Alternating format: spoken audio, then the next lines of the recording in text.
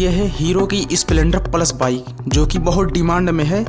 इसका पोजीशन आप देख सकते हैं। इसको हम रिस्टोर करने वाले हैं, एक नया लुक देने वाले हैं। इसकी कंडीशन देख सकते हैं, सारी चीज़ इसकी डैमेज हो चुकी है, बिल्कुल एकदम डैमेज से भी डैमेज हो चुकी है।